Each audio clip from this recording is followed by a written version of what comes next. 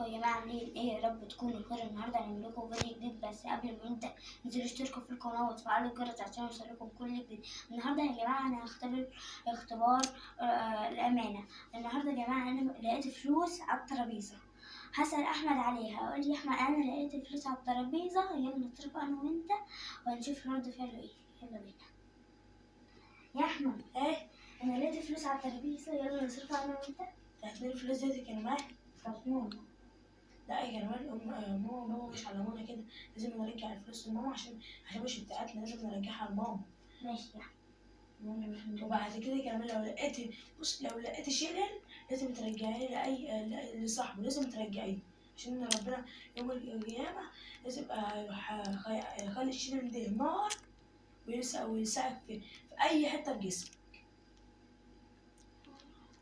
ماشي كمان؟ برجع الفلوس لماما. واحنا بنوصل لكم يا جماعة انكم اي حد يلاقي الفلوس لازم يرجعها لصاحبها. وباي باي.